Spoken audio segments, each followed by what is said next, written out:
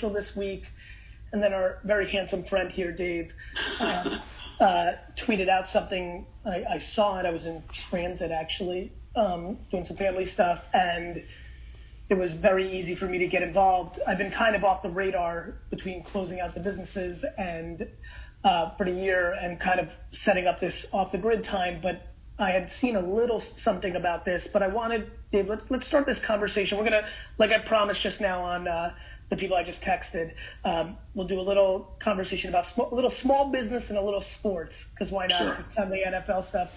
We could talk about the Jets game that just ended with the Browns. We could talk about a million different things, which I think would be fun because we've never really jammed like this before. But for the main thing, and Dustin, if you can throw up the URL right now, I know we've got it pinned elsewhere. For everybody who's tuning in right now, what I wanted to do was bring an enormous amount of awareness to this incredible initiative that the family. I even had this beautiful hat I got the other day from doing the Sunday conversation. He's a talent, by the way. That was a fun interview to do. Yeah, he's amazing, Caleb. So I decided to bring it out because it's just really fun to watch people do good things. And I'm going to let you take over the conversation. Dave, tell everybody who's not aware, what is the Barstool Fund, and a little origin story about it, and then we'll get into it.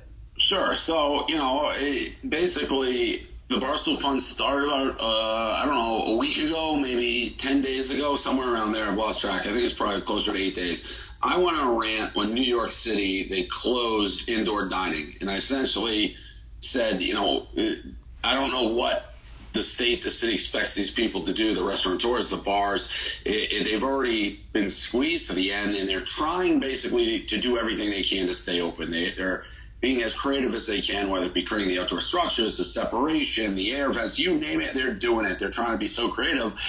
But I don't know how anyone can survive when you're not allowed to have customers.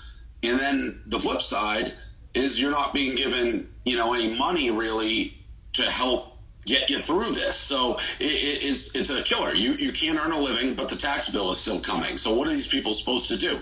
And I ranted about it. And a guy who I really wasn't familiar with, Marcus Lemonis, basically tweeted at me. He's like, hey, loudmouth, put your money where your mouth is. So, and he's like, I'll donate. If you start a fund and put $500K of your own money into it, I'll match it. So I was like, all right. My original take when he said that was a no-brainer. I was like, I will put my money. I've been fortunate. Barstool's successful. And then we spoke with Marcus about it because originally I was like, well, we're not charity. Like, I don't know that we want to be touching all this money and moving around and deciding. Money was a simple thing. We talked to Marcus, and he works with the World Central Kitchen, great cause. And but when Barstool does stuff, and we have a history of doing a lot of charity over the years, forever. But when we do it, we like to generally control it. And when I say control it, have a direct say where the money is going, know how fast we can get it out. So Erica and I sat and we came up with this plan, which essentially we started with the $500,000, said we want donations. We joined with a 501c, the 30-day fund. That was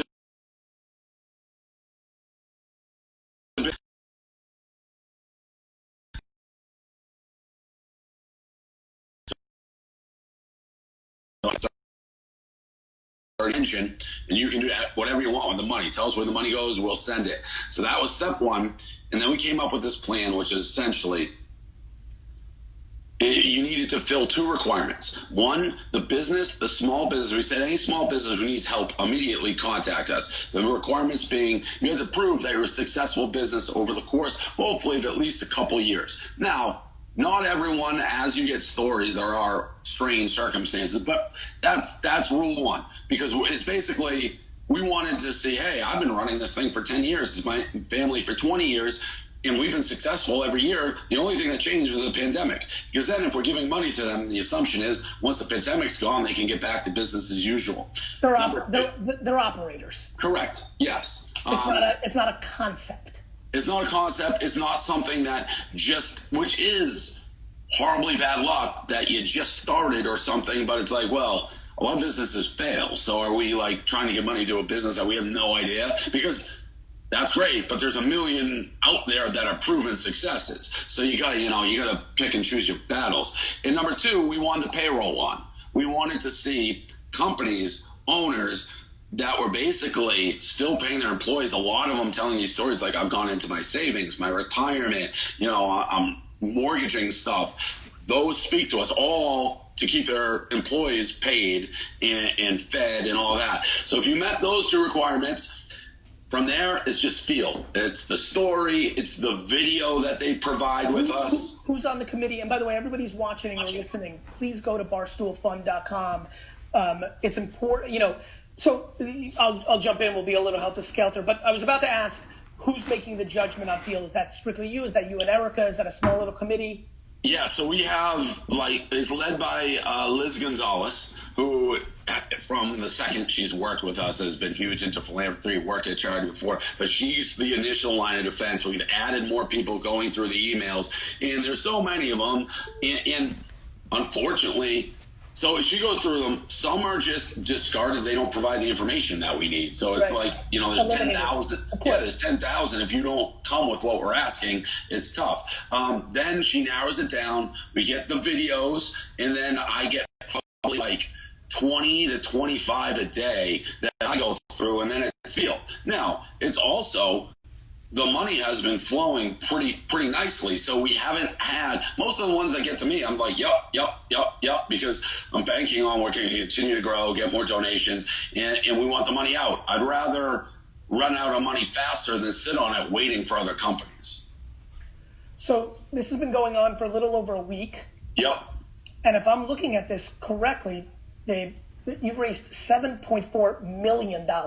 Correct. Yep, 7.4 million, and I think over 60,000 people have donated. So it's coming from all angles. Individual $5 donations. 67,000, almost 68,000, yep. Almost 70,000 people have donated. And by the way, for the Vayner Nation, a lot of people in my ecosystem, outside of what I did with the All-In Challenge, and so we raised $59 million. Michael Rubin from Fanatics, similar agenda, a human who wanted to do something. I got very, very involved in that one.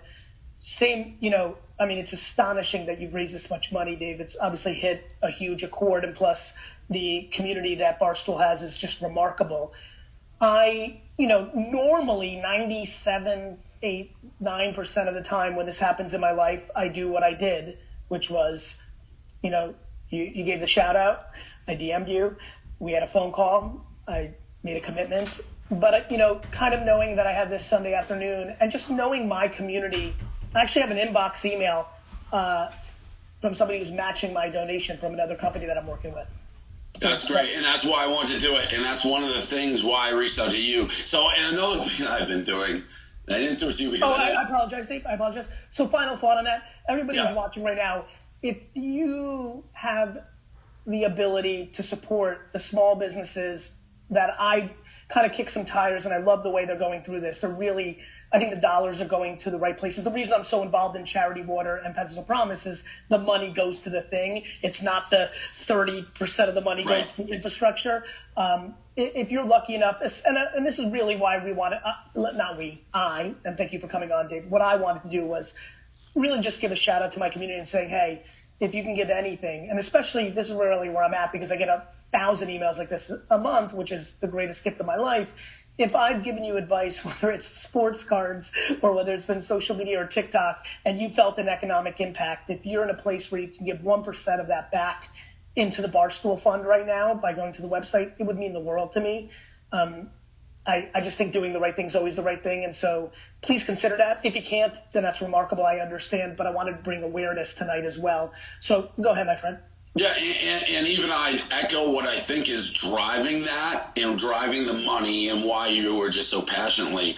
The videos that we're putting out, when we call and tell these business owners, hey, the fund's going to be there, and we tell them, which I don't think I said the first time, we're not just there for 1 month. We're just not there for 2. We're going to be there till the economy opens up and you can run your business, because what is the point of giving somebody a check in 1 month and then you disappear in month 3 and they're right back in the same spot? So they're in trouble we lose the money. So we have this expanding payroll basically now. So everyone who's in the fund, they can depend on us for that nut. We get all their tax. So it's a lot on our end. Like our finance with Gia, shout out to her. She's getting their, taxes, their rent. You're really auditing this businesses. You're probably making a 9 month, if I was part of the team, I'd say, hey, let's project 9 months. Because, I think that's best case scenario. September, shit gets back to normal. You're running those numbers. By the way, Hugo, I see you in the comments. Yes, that was me just sending the text. Dave and I were doing our promotions right before we went on. That was my 2 fucking fingers, brother. Go ahead. Yeah. So that's part of it. And then if you see the story, if you watch the videos and the reactions, that like there's some that stand out. There's a dry cleaner. I see you doing the FaceTimes, right? Yes. So and you're fucking crying and shit. Yes, it's like the move the bus thing when they move the bus on that old house show, and but they don't know I'm calling. So it's a little complicated because FaceTime actually doesn't let you do voice record. So I have another guy who stands behind me. I do it, and then we merge the sound together. But it's the most impactful marketing we can possibly have. I mean, these people are breaking down, and you see the stress of these business owners. Dave, some people in the comments, because I'm reading along on all platforms. Thank you, everybody who's on Twitch, Facebook, all the platforms, LinkedIn. Some people are saying they can give any amount. Is that correct? Any amount, yes. Yep. Fantastic. Any amount. You can absolutely give more chocolate, 24. You can give any amount. I just want to, again, thank everybody who's willing to give from the goodness of their heart. Dave, what stood out? What have you learned in a week? And then, by the way, I know a lot of people are asking for us to do a little entertainment. We'll talk a little sports in a minute. I actually want to see where you are on the sports card thing because I've been dying to ask you about that. But anyway, what's stood out? The hardest part, I think, and it shouldn't be surprising, is these small business owners really don't want the money. Like, they need it, but there's an element, like, I try my best not to go this. No, they don't want to feel like it's charity. They want to work. So I've done my best not to call this like a charity, like we're just helping you. But they're running. There is an element of psychology. Have people? I'm sorry to interrupt. Have people said, "I'm going to pay you back"? Like, yes. That? Yeah. I get it. Listen, I fucking get, bro. I don't want to owe anybody any. Like, I understand that shit. Yeah, and there's an element like you're taking my. It's like I've been successful. I'm running. I shouldn't be here, and it's to no fault of their own that they are. This is unfucking precedent. This is This is the fucking once in every 100 year shit. And by the way, one of the things that really pulled at my heartstrings on this whole thing, and I've been doing some things behind the scenes, and why I really jumped on your thing here, is it was a luck of the draw fucking game. Yeah. Like like my dad, I grew up in a liquor store that has done well. Right. In this environment. Go ahead. It's geography. I mean, you can be 100 yards away from something in the same business. We did a yoga. We gave to a yoga studio today, and she's saying, and it makes sense. She's like, our people don't move. We put mats 6 feet across. They can wear masks, and you can get on an airplane. And by the way, on the record, I'm not government bashing either, because this is fucking hard. Right. The whole thing is fucking hard. The whole fucking thing, right? Sweden was fucking unstoppable until they weren't. This is fucking hard. The number one thing, which I agree, and I think a large degree of the frustration is like they're not being communicated with. They're like, there's no plan. Like we're just sitting twiddling in the wind, and that's incredibly frustrating. And to me, what really is interesting about this, and again, I felt the highs of this when I was really scared in March and April for my own fucking businesses, but with Ruben on All In Challenge was, and then we live in an internet world, you and I, live in a country that does have the freedoms to just do shit in comparison to other places in the world. Here the fuck we are, two fucking guys, just sitting here, and you and your incredible team have fucking raised $7.5 fucking million in 10 fucking days. It's incredible. It is. It speaks to or you could just do shit.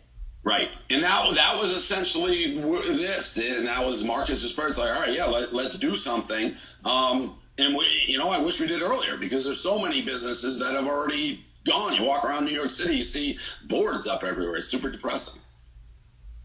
Yeah. What else can we touch on? And then, by the way, everybody, I see all your comments. If you want to ask questions, happy to answer or ask Dave questions. Anything else that we want to give some awareness to? And then let's talk a little opening NBA and a little late football and a little bit of the Barstool magic. Yeah, I think that's about it. If you go to the Barstool Fund, you can see the stories. If you go to my Instagram, Stool Presidente, all the stories are there. Throw up his Instagram and Twitter, and also throw up some of the. I see the donations coming in. I think, Dustin, if you can get crazy on the ones and twos behind the scenes here and throw up some of the people, I love them to get a little exposure and a little love. Keep going, Dave. I'm sorry. No, that's it. Just like I watch the stories, and my guess is if you take a couple minutes to look at these people's reactions, you'll donate because you'll feel it. You'll feel it in your bones. But listen, I want to before we segue into some other content, and we'll come back to it at the end. I just want to thank you for reaching out and letting me be a part of this. No, I'm glad. I mean, you were. The internet's such a deep place. I obviously knew who you are. You are one of the most requested people. The other people, some I know, I didn't know who Mr. Beast was. Mr. Beast dropped 150 grand in 2 seconds, and I was on the phone with him 3 seconds later. I didn't know who he was. It's crazy. He sold 7 trillion fucking burgers, dude. I know. He's telling me about it. Pretty amazing. Dave, what do you think of, what's your hot take on, give me some hot sports takes on the beginning of the NBA season. What stands out besides the fact that I think an hour ago I saw that the Mavs were beating the 70-20 or something. 70-20. Yeah. I don't know. I'm a traditional. I don't really. NBA feels like it just ended. The pandemic's so jammed together, and it's still. Football to me is the only sport that kind of works without fans, where it feels sort of similar to a degree. 100%. If you watch the game, I couldn't agree with you more. Like, it's not so fucking different. Right. The NBA, MLB, those feel really different to me without the crowds. There's something off with it. But, I'm curious. I hate Kyrie. I hate him. So watching how Brooklyn does will be interesting to me. Listen, I think people are completely confused on how good of a basketball player Kevin Durant is. I really do. He's the best. Right. Like, I think that's the part that's been most interesting for me. I think people, with that kind of injury, I get it. But, 31-32 isn't 31-32. How old are you, Dave? I'm 43. Perfect. So I'm 45. So, when we grew up, those ages, because these guys weren't working out like this, taking care of themselves. You started getting into those ages, things happen. But now?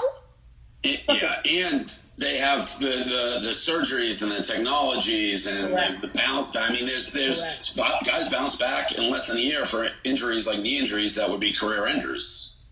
Correct. What's your Super Bowl prediction right this half second? I'm going to say Buffalo and the Saints. I'm rooting for Buffalo. So, as you know, Gary, I am the preeminent Patriot fan in the world. Ironically, Bob and Jonathan Kraft called me 10 minutes apart without knowing they were calling me to donate this morning. They had no idea the other one called. I love Buffalo fans. I love them. I love the city. I hope for their sake they can get there, and I'm rooting for it. It's the first time ever the Patriots, they're not involved, so I don't have hate towards anybody else. It's like I'm just watching from the sidelines. So I'm rooting for Buffalo, and I think they're pretty good. The Chiefs, I think, could be got. Yeah, so I'm a little bit in a different place than you. Yeah, you're in a funny laugh out loud, laugh at you place. I'm in a place where, I want to punch Josh Allen in the fucking face. I said to my friend Lou today, I'm like, it's going to be Buffalo and Tampa, and I'm not even going to watch that fucking game. I'm in such a dog shit place. All those years when Buffalo and Miami were straight dog shit. Dog shit. But it was the 2 decades to be dog shit because it didn't matter. Right. That's were the second best team in that division for all that time. You weren't getting past New England. And so now, finally, the fucking turntable turns. Finally, Tom's out of there. Finally, there's a glimmer of something. And what happens? Buffalo and fucking Miami are rising, and I'm in straight dog shit land. I'm so fucking... Being a Jet the Knicks fan for the last 20 years is really fucking interesting shit. Yeah, it's bad. One of my good friends is the Jets GM. Joe Douglas. He's So the best. I love Joe so fucking much. Like, honestly, the only thing that is even making me kind of like cool is I believe in Joe so much. I'm devastated. Listen, I don't think you can even begin to truly analyze Sam Darnold. Like, I don't know what. It's not that I wanted Trevor Lawrence. I wanted Joe to have the option to be able to trade it for 7 top 100 picks if he wanted to continue down the Darnold path. But, like, I mean, I'll be texting Joe every day starting probably right after this call to trade the 2nd pick for a haul because I think we have so many things we have to build around. Yeah, he went to school with one of my best friends at Richmond. Yeah, Richmond. So I've known him forever, like Newport Summers back, college years. I've known him forever since his first job. So yeah, I actually don't hate Darnold. I don't think I agree with you. I don't think you can evaluate him yet. He's younger than Joe fucking Burrow. The kid's like baby. Yeah, the Jets have been so bad. So bad.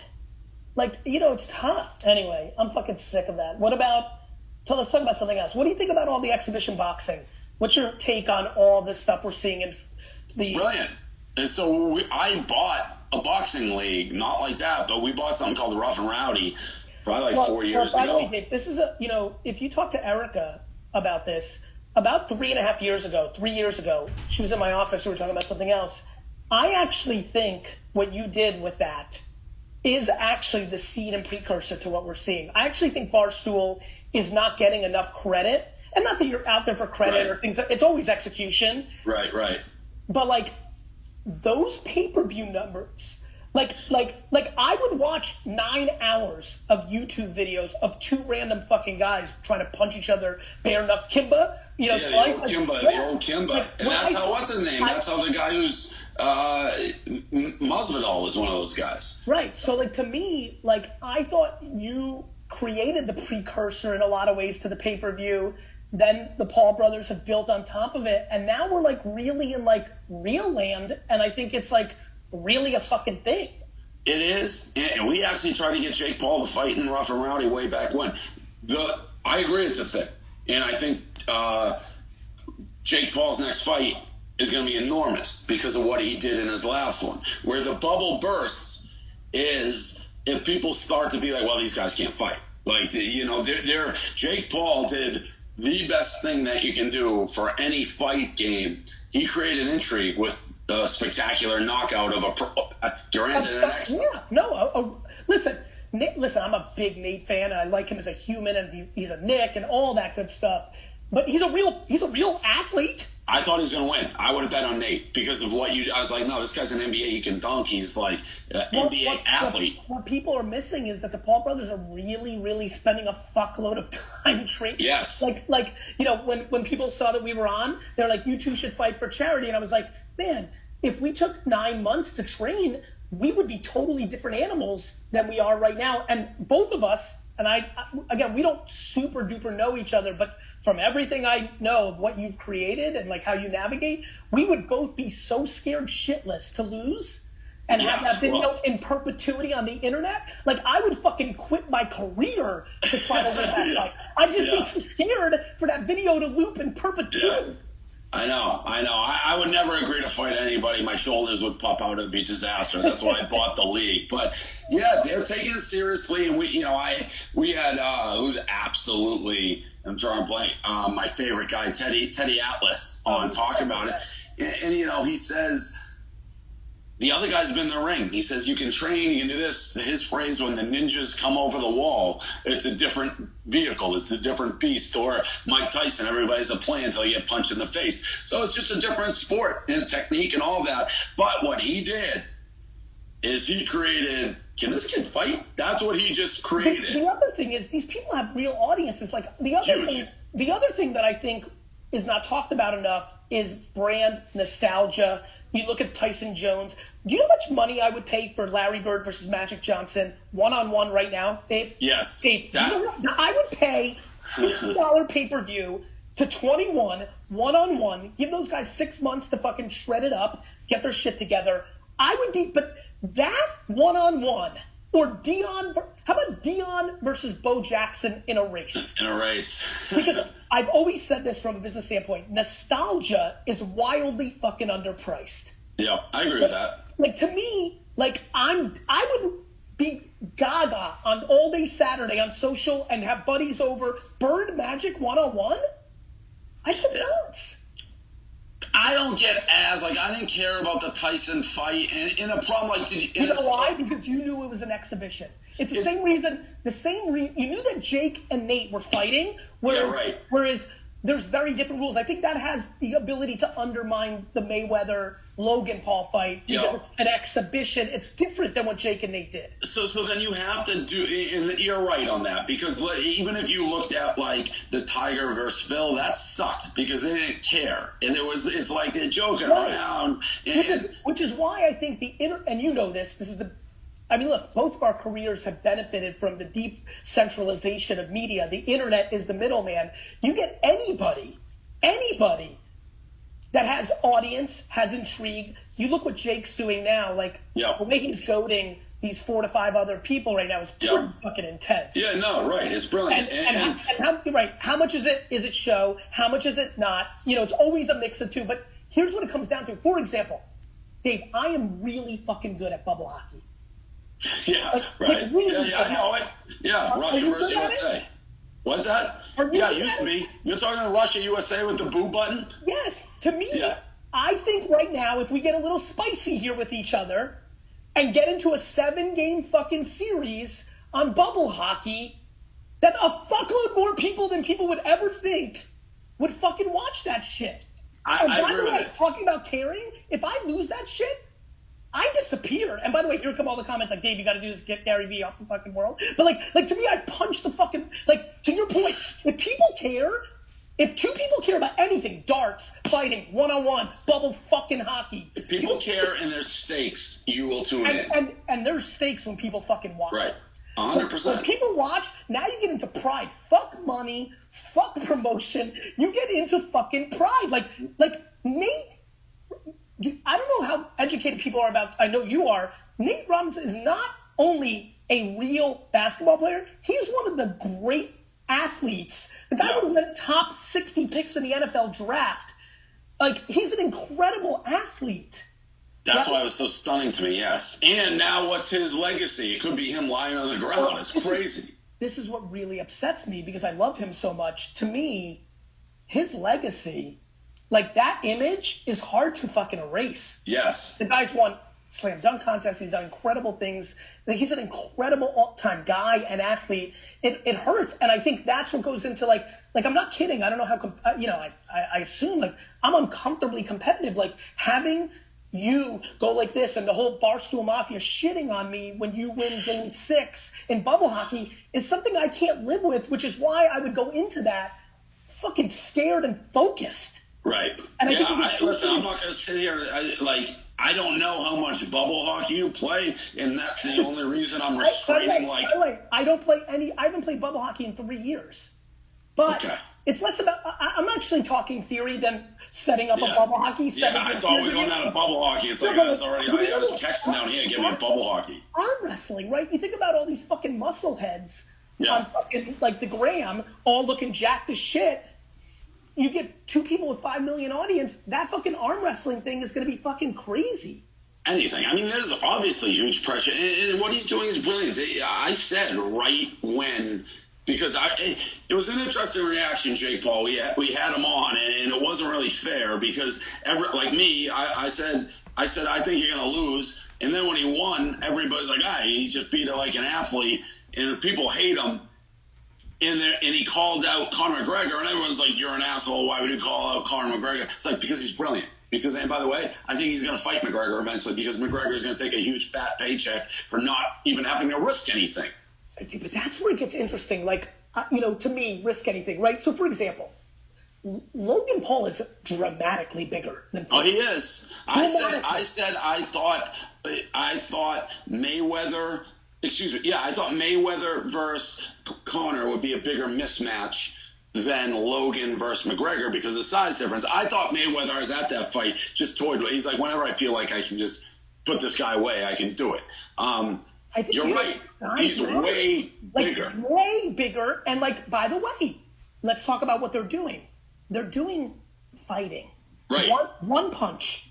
Boxing, and so, right, boxing versus the other. So I think that fight, now, I've guessed Dylan Dennis who's gonna be fighting next, which is a far different fight than what he just did. But if he beats Dylan Dennis, he's gonna get one of the bigger paydays in fighting. He will. I actually think that this entire genre can be incredible for boxing, because if you think about it, let's talk about Joshua Fury. Let's just talk about that fight. Yep. If the 3 of the 4 undercards are, Bob Memory versus you, a fucking, like. I don't even like my name being said in the same sentence with that guy. Now, that guy, my chills didn't pop out, but go ahead. But I'm saying people that are popping, right? People that are popping, you look at what Dwayne Wade's, like, culturally relevant. Yeah. Like, if Dwayne Wade decides to, box a former basketball, Tracy McGrady, like, the undercards of actual big boxing events. Yeah, I mean, you change the pay-per-view numbers dramatically. Big time. It's an interesting thing on a lot of levels, because I could see people saying it's horrific for boxing on the other side, because the true purists for the game, these guys are in gyms making nothing, sweating away, and you see a guy that is basically now getting the biggest paydays in the game, and he's not a real boxer, they say. I could see how that would be extremely frustrating for somebody in it. Dave, they also said hip-hop wasn't real music when you and I were kids. Yeah, that's true. No. I mean, like, cool. They told me that internet businesses weren't real businesses. Literally, to my fucking face, when I was 19, internet businesses aren't real businesses. Like, I don't give a shit what fucking people said is real or isn't. The consumer decides. Correct. But there is an element of this is supposed to be a sport where it's sport versus entertainment, sport versus entertainment business. There's people that say golf isn't a real sport. You know this. It's a huge debate.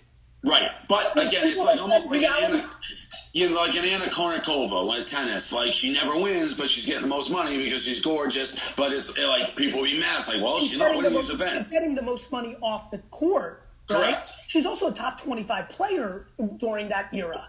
Yes, but it is that dynamic. Like, if I was sweating my ass off in the gym with no followers, and I know I can go beat him easily, and I see him get all the headlines on I'd be furious. Who spent a decade building an audience.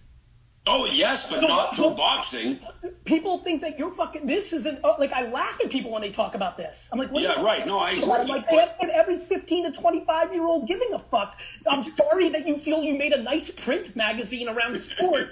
Like, fuck you. Like, the consumer decides. Now, on the flip side, I'll watch the Canelo fight and love the defense. And I both are super fascinating to me. Like, I'm actually a humongous boxing fan and actually love defensive fighters. Everybody hates them because I'm fascinated. I mean, Pernell Whitaker was my favorite fighter growing up. Oh, sweet pea. I mean, to me, I just was fascinated by his ability to have that kind of defense. And then obviously Mayweather became the 3.0 version of that.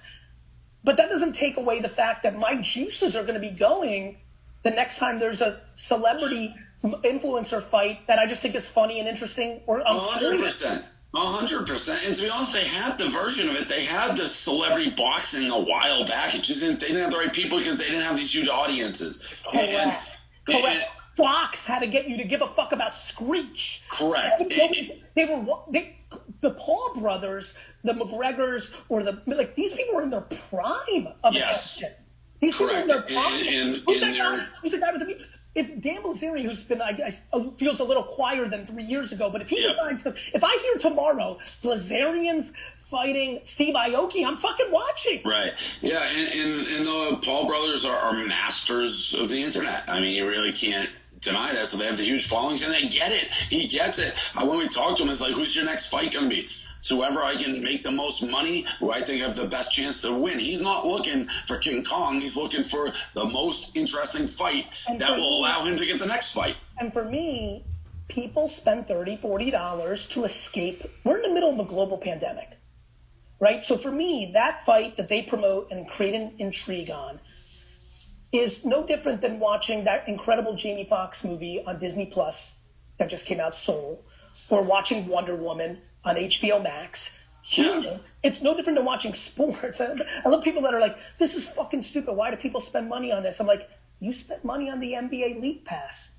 Like, there's a lot of people who don't give a fuck about the NBA. Like, why is Luka throwing a ball in a basket so much greater? Like, people are allowed to have their escapism.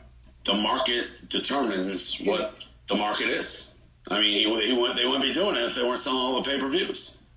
Dave, I wanted to ask you, this is why I texted you back after our call, but we both have family stuff.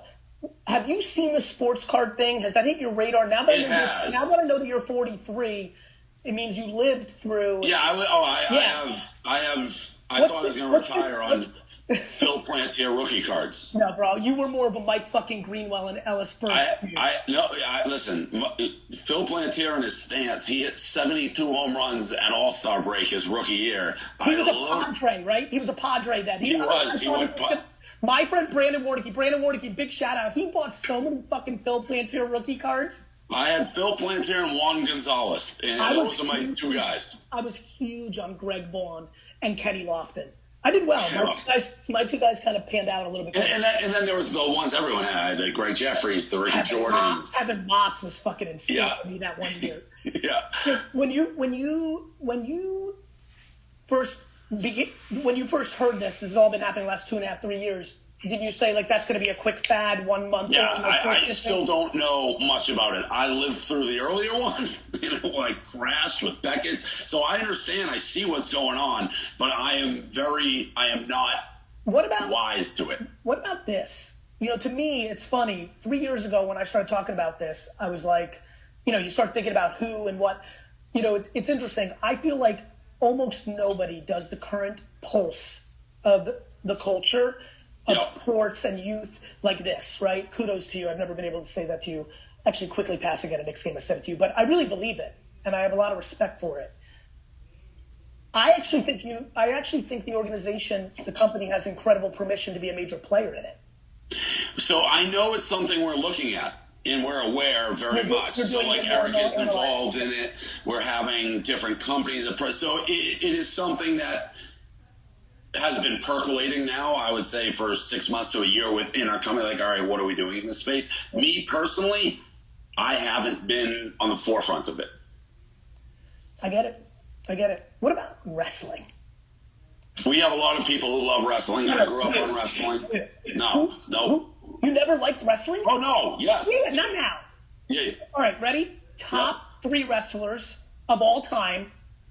Start with number 3. I'm going to give you a few minutes here. I'm going to scan the comments and thank everybody. While everybody's here, we've been yapping. Down below, Barstool Fun. We started the program with you. If you're just joining us, Dave here, incredible initiative. Decided, fuck this bullshit. We're going to help small businesses. Literally in a fucking week and a half, has raised 7.4. Let me see if this updates. It doesn't. Yep, 7.48. Almost $7.5 million. Kind of shouted me out, and he was exactly right. This seems to be up Gary Vee's alley. It's true. I love doing GoFundMe's out of nowhere for small businesses. It's where I come from. I kind of made a commitment behind the scenes. I also then wanted to jam tonight and just bring a little awareness. R.I.P. Phil Necro, I see that. That's a great call. That's our era. But we've been just yapping and kind of entertaining a little bit here about sports, which I'm having fun with. I'm giving Dave a few minutes to think through. This is an incredibly important question. Top 3 of all time. Yeah, I don't know if I'm allowed to do this, but I have 2 sets of answers. Okay, I'm gonna play with you here. Tell me before. Don't answer anything. By the way, the person who just said bushwhackers fucking got me fired up. But what do you explain to me? So I have an early era. I have like King Kong Bundy, the Iron Sheik. No, you gotta blend the golden era with the attitude. All of it. So you gotta go Stone Cold, The Rock, all together. You're 43, which means you're in pocket for the Hogan era, and you're in pocket for Stone Cold, The Rock. Like, you're perfect for this question. Yeah. Take a second. Are they my favorites? These are your favorite top 3 wrestlers. So it has nothing. Okay. You don't have to win a debate on merit. I'm gonna your top 3 favorite wrestlers of all time. Let's go with number 3. Yeah. It's a ridiculous answer, but he made me laugh every time he got in the ring. Is Iron Mike Sharp. I love Iron Mike. Yeah, and he always lost. He's had like a thing, but he never won. You remember K9 and Barry Horowitz? They were all the same fucking guys. They would lose. All right, beautiful. Dave, honestly, we're getting to know each other here. That has built a lot of equity with me. Iron fucking Mike Sharp. Yeah, that's what you would do. Remember? Iron Mike Sharp. You go, Great answer. Beautiful. Number 2. I love Junkyard Dog. Junkyard Dog. You loved the fucking chain. Yes, and I loved his entrance music. Another one bites the dust. I loved his entrance music. Remember when he was on his little fours and he would headbutt? Yep. No, he was the best. And then I guess I got to do this because it was when I wrestle, it was my finishing move. It was like the only one I could do with my friends. Like my friends. When we were like just... I thought you were about to say the Iron Sheik because the camel clutch everyone can do. Everyone, nope. Honky Tonk Man, shake, rattle, and roll. Wow. It's an easy one to do and roll them over. Were you devastated in SummerSlam when the Ultimate Warrior beat the Honky Tonk Man and took the title? No, because I just like doing the move. I love the Warrior. I love the Warrior. So I'll still go back and watch his speeches every once in a while just to like R.I.P. just to like laugh. So he was there a wrestler that would make you upset if they lost because you actually loved them for a moment? I mean, I was a Hulkster guy. I mean, and when when he came back with NWO and all, that was insane, spectacular. Do you know that was a Japanese wrestling storyline? Bischoff did a great job with interpreting like that. That was. I didn't know. All right. And you know who my number one is ever in the whole thing? Like I love Mean Gene. I love Bobby the Brain. Like those guys are so brilliant. Like some of the best comedians who ever lived. 100%. Really? Like the stuff they say. Man, I was such a big Randy the Macho Man Savage fan, and when I got to the age where I knew he was going to lose to Hogan in WrestleMania and lose the title, and I was depressed for the whole week. I still so Penn bought us, when Penn's stock goes up, I'll put a Ric Flair clip that like I'm the dirtiest player in the game. Like I'm never gonna stop getting out of that. I'll do that, and when everyone's doubting me and we end up being wrong, it's who is this? Bobby the Brain, Mr. Perfect vignette of when he's always perfect. One of my favorite ones. He throws the pass, catches it. In that 80s era, the way they would hype, by the time Razor Ramon, by the time Mr. Perfect, by the time you were so jacked. Yes. They did such a great job of so hardcore wrestling. I knew that other guys were in different leagues, and it was huge for me. Mr. The $1 Million Man, he made the kids do the push-ups and like just knock them over on the last one. He was great. There was a lot of. I'm tuned out. I got back in and I gotta take care of something. I don't know what's going on at my door. Can we go take a step back? We'll come with a little more talk. But can you one more time for the people that just joined, a little more awareness to Barstool Fund and ask for maybe people get involved? I'll be back in 20 seconds. Yeah, Barstool Fund, donate. We're raising money for small business. He's out. I'm in Miami, so I have to go shower. I have people coming over, so I don't know how long this thing's going on for, like another 6 hours. But in the meantime, donate, barstoolfund.com. You follow it along. You go on my Instagram, Stool Presidente, go on Barstool Sports. You see all the companies we're donating to and the stories. I just gave a little tip that you don't know, Gary, which is I'm in Miami and I'm going out, so I don't have all night. Oh, right. So we're not doing this for 9 hours? Correct. That's what I said. Listen, I'll let you go in a minute. Let's talk about a couple other things, 80s style. Favorite cartoon growing up? Scooby-Doo. Period. Do you remember Laugh G.I. Olympics? Joe. What about Laugh Olympics? Nope, never saw it. Never heard of it. It was on USA, and it was like the Scooby-Doobies versus the Yogi Yahooies. It was like a 1970s cartoon, but Grape Ape was in it. They fucking reprogrammed it for us. No idea what that is. Hot takes, Punky Brewster. What about her? Hot? No, I don't know. Whatever you wanted to say. She was like, I had a crush on Punky Brewster. Punky Brewster or Kelly Kapowski? Oh, well, you're at different. You don't even know where your privates are during the Punky Brewster era. During the Kelly Kapowski, you know. Let's go in the middle. Winnie Cooper. Well, you got an MFK here, so it's like Kelly Kapowski's like the sexiest. Yeah, and Winnie Cooper, you want to marry. I understand. What about He-Man? We're big on Loved it. it. Favorite Loved character? it. I had He-Man. I had Skeletor. Who? Boss Man. Remember he was all like Moss. What about Stinkor? Remember his action figure smelled? Yes, I vaguely remember those. I had a bunch of those. I had the Transformers I was big with, Dinobots. I had all the stuff. The last time you cried because of a sports loss. I'll give you mine while you're thinking. Game 6, Red Sox. Bill Buckner. You cried. Yeah. Of course. You were fucking young. Yeah. Yeah. It's hard to cry, Gary, when my teams win like every year. Actually, that's a good segue. Let's play a little bit. So last time you cried was Bill Buckner Game 6, which makes a ton of sense. You were 9, I think. Yep. If I got my math right. I was 8 I was 11. 86. I was born in 75. Yeah, because it was 12 at 89. Yes, correct. So that makes a ton of sense. I can't even fathom that. Literally fucking fathom that. The last time I cried was week 1 of the week 1. This is crazy. Week 1 of the 97, 98 or 98 season when the Jets lost to the 49ers. When Garrison Hurst had a 98-yard run in overtime, because I was so convinced that that was going to be our squad, and I literally cried. I was 22 fucking years old. I have a video. People who know me are going to call bullshit on this because there's a video the Patriots lost to the Chiefs in New England, and I was at the game. It was a regular season game, and it was in the midst of our dynasty, and I was having an allergic reaction. When you guys got blown the fuck out. No, it was in New England. It was when Goodell was there with the towels. What was that the game when we lost that game, but we lost in Kansas City when everyone's like the dynasty's dead. But I was having an allergic reaction, so it looked like I was crying. So I just took my camera and made a phone, and it seemed like I was crying. And everyone's like, "Oh, it's a regular season game." You're 43 years old as a Boston fan. I have a really interesting question. So I actually genuinely enjoy the process of trying to win. Like, it's fun for me. I really do.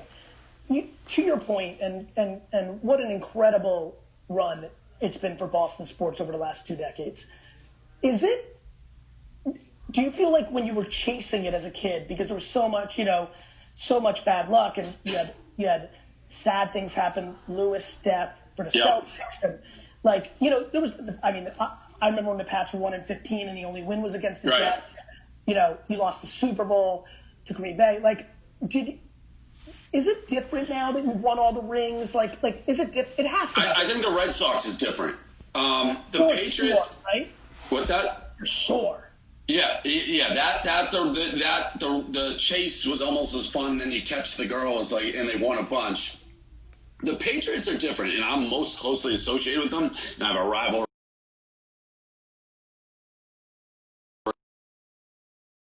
In the sense, everyone hates them so much. So you cheated, you did this, you did that. So every year, it's like, fuck you, and we're going to do it again. Wants to go with Brady, and Gronk makes the video with the bad boys behind it that you probably used, but it was still here, that love.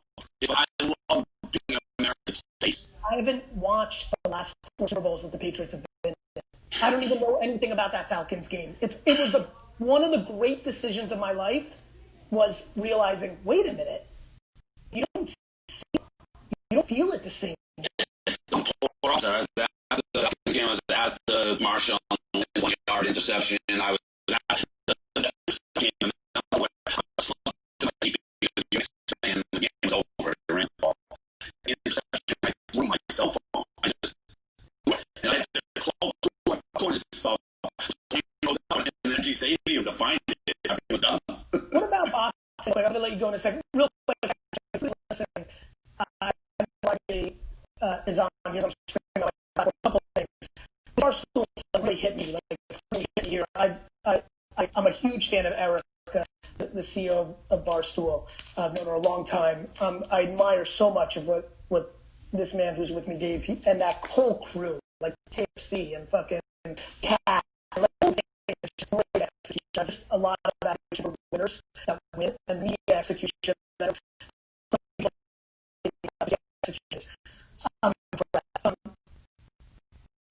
but when you're with Barstool Fund, there's a video really fucking helping people commenting here, like, and I'm like, it's helping people.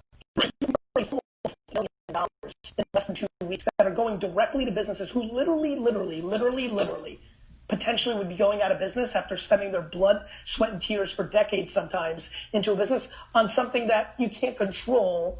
And the fact that from the goodness of heart and hard work to build the audience you built, you've been able to create this event, it's incredible. So 2 things for everybody who's listening. 1, if you are a business that has been hit very hard by the pandemic and you still have your payroll active, and if you go to Barstool Fund, I'm sure they'll teach you how to apply. Please, everybody who's part of my community, if you're a business that could benefit from this, especially since I'm putting personal money in, knowing some of those pennies or dollars are going to you is huge for me. Please do that. For everybody else who's watching, if you're fortunate enough to be in a place in your life where even if you give $50, if you go to barstoolfund.com right now, like that actually is going to help somebody in a real way. And by the way, I'm on a lot of nonprofits. As most of you that follow me know, I'm not very loud about the good things I do. I don't think guilting is fair. Nobody knows what's going on behind somebody's door. So many of you are going through tons of things. Many of you want to give your hard-earned money to things other than small businesses that hit that pandemic, and that's incredible, and I love you for that. And many of you don't want to give, and that's fucking, it's America or wherever you are in the world. It's your choice. However, if you're interested, if you're being entertained right now, Melissa, that's incredible. Melissa Lee, I can give $50. That matters, Melissa. That actually fucking matters. So I just want to say that again. And Dave, thank you so much. 55. Thank you, Jennifer. I want to thank you for tagging me yesterday. It really gave me a boost of excitement. Yeah, no, I appreciate you having me on and just spreading the word. And it's a great cause. It's a needed cause. And if you go to the Barstool Fund page, you can figure it out. And if you go to Barstool, my socials, you'll see all the stories, and you'll see why it's an important cause. It's right out in front of you. What's in store for Barstool? Just like for 5 minutes, I'm going to let you go because it sounds like you want to hit the town hard in Miami and, probably break all the rules and get the bid and all that. I've already had it twice, I think. So it's crazy because we sold, obviously, the company to a casino group. Maybe not obviously, but Penn National. We even sell the hats on the great marketing. I got people wearing our stock symbols around. But, so... Is that a SPAC? No. Nope. It's been crazy. The stock was 26 when they did the acquisition, went to 40. Corona hit, it went to 4, and it's at 95 right now, all in the span of a year. It's been crazy. So, but, the casinos were shut down, they're opening, so we're supposed to be launching the sports book. Sports gambling is legal. So as states legalize it, my focus will be getting our audience, our crowd, playing with us. So that's a huge focus of ours. It's funny. Do you know one of the biggest reasons I thought sports cards would come back 3 years ago was because of gambling? No, why? Well, it's another form of gambling. Oh, yeah, yes, absolutely. In a real meaningful way. I mean, the numbers have been staggering in that world. And it's funny. I'm really fascinated by betting. I think it reminds me of alcohol. In moderation, I think it's an incredible additive to the experience. And I really, obviously, me and you growing up on the East Coast and towns we grew up in those eras, we know a bunch of degenerates that have gotten themselves fucked up. But anything in life comes to balance. It's a legalized vice. I mean, it's alcohol, it's gambling, weed now. That's what it is. Pizza is a big thing in your life. I'm going to let you go in a second. A bunch of people are like, you two need to do a pizza and wine thing. I think that's actually a fun idea.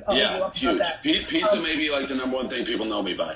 Yeah, you really hit like a moment there. It felt like about 18 months ago. I'm trying to remember when it hit my Still going. We do it. I do it every day. I eat pizza on the site almost every single day. The pizza community knows me. Who laid it? Yeah, rate it. And I've been doing it now for like 5 years straight. Yeah. And so 5 years. What's the highest rated pizza of all time in you? The two that stick out, Sally's in New Haven. New Haven, Connecticut's the pizza capital of the world, period. Is that true? Yes. I mean, in one man's opinion, or is that like wildly like a big thing? Like fucking New Haven, Connecticut's big.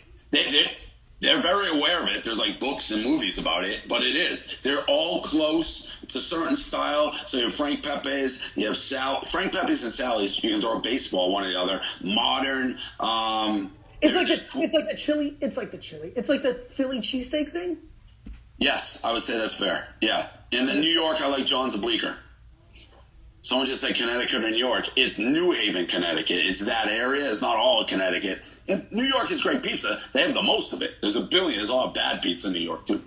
If Kraft moved the team to Hartford or wherever the fuck he was talking about moving him to way back when he first bought him, do you think you'd be a Patriots fan or would you have been pissed?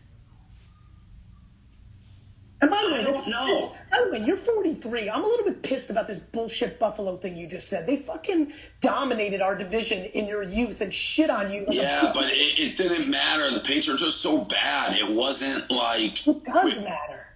No, It didn't matter to you. Respect. I want to punch Thurman Thomas in the throat. The Patriots were the worst, franchise of all time. So they were just a laughing stock. So it sucked. But it didn't matter if it was the Bills. It didn't matter if it was the 49ers. It didn't matter if it was the Cowboys. The Patriots aren't going to beat these guys. Now, but the they Jets, were in your division.